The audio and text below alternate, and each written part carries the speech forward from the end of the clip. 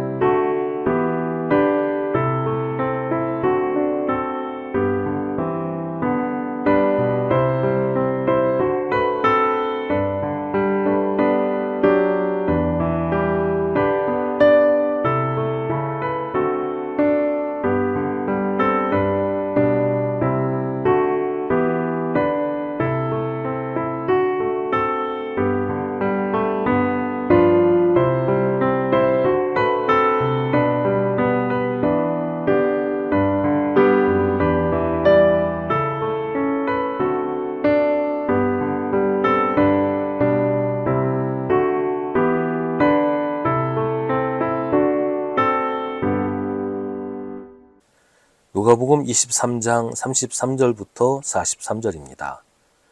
그들은 해골이라 하는 곳에 이르러서 거기서 예수를 십자가에 달고 그 죄수들도 그렇게 하였는데 한 사람은 그의 오른쪽에 한 사람은 그의 왼쪽에 달았다. 그때 예수께서 말씀하셨다. 아버지, 저 사람들을 용서하여 주십시오. 저 사람들은 자기네가 무슨 일을 하는지를 알지 못합니다. 그들은 제비를 뽑아서 예수의 옷을 나누어 가졌다. 백성은 서서 바라보고 있었고 지도자들은 비웃으며 말하였다.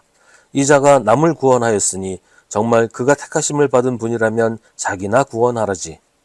병정들도 예수를 조롱하였는데 그들은 가까이 서서 그에게 신포도주를 들이대면서 말하였다. 내가 유대인의 왕이라면 너나 구원하여 보아라. 예수의 머리 위에는 이는 유대인의 왕이다 이렇게 쓴 죄패가 붙어 있었다. 예수와 함께 달려있는 죄수 가운데 하나도 그를 모독하며 말하였다. 너는 그리스도가 아니냐? 너와 우리를 구원하여라. 그러나 다른 하나는 그를 꾸짖으며 말하였다. 똑같은 처형을 받고 있는 주제에 너는 하나님이 두렵지도 않으냐? 우리가 저지른 일 때문에 그에 마땅한 벌을 받고 있으니 당연하지만 이분은 아무것도 잘못한 일이 없다. 그리고 나서 그는 예수께 말하였다. 예수님, 주님이 주님의 나라에 들어가실 때에 나를 기억해 주십시오. 예수께서 그에게 말씀하셨다. 내가 진정으로 네게 말한다. 너는 오늘 나와 함께 낙원에 있을 것이다. 아멘. 사람이 죽을 때 그 사람의 진심이 드러난다고 얘기를 합니다. 평소에는 위선과 가식으로 자신을 감출 수 있어도 죽는 순간만큼은 자신의 본 모습 그대로가 나타난다는 거예요. 지금 예수님은 십자가에 달리셨습니다. 십자가 위에서 죽어가고 계십니다. 더 이상 자기를 꾸미거나 자신의 본 모습을 감출 여유가 없는 절박한 순간입니다. 이런 상황에서 하시는 예수님의 말씀이야말로 예수님의 진짜 모습일 겁니다. 예수님은 십자가 위에서도 기도하십니다.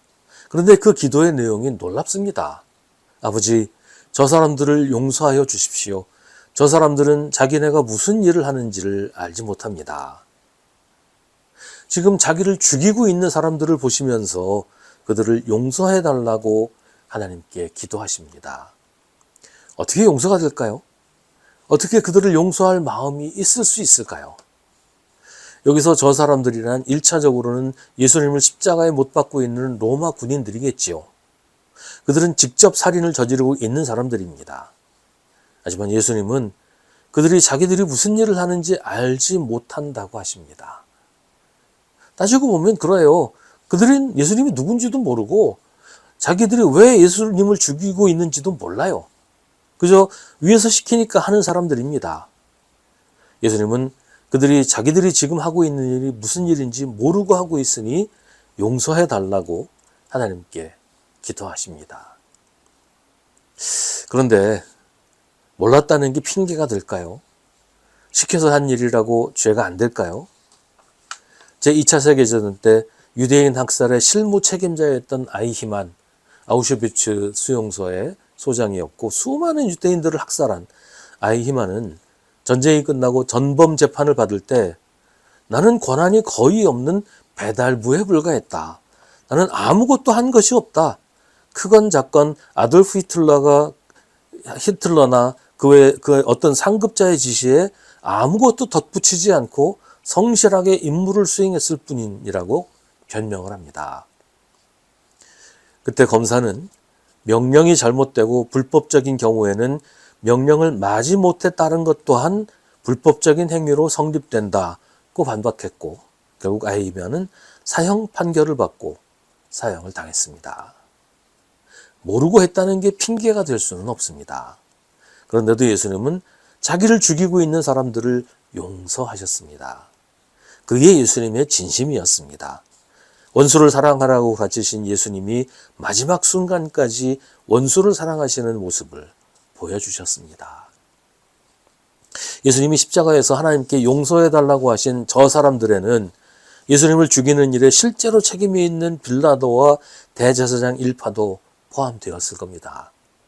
그들도 자기들이 무슨 일을 하는지 알지 못하기는 마찬가지였으니까요. 사실 로마 군인들보다 이 사람들이 더 책임이 있고 더 악한 일을 한 거지요. 하지만 예수님은 그들도 용서하셨습니다. 이들이 나중에 어떤 심판을 받게 될지는 알 수 없습니다. 그건 하나님께서 하시는 일이고 예수님은 이들을 용서하셨습니다. 예수님의 마음에 원한이나 증오 같은 건 없었습니다. 예수님의 마음에는 오직 사랑만이 있었습니다. 우리가 용서하지 못하는 이유 가운데 하나는 쉽게 용서하면 악이 사라지지 않는다고 생각하기 때문이지요.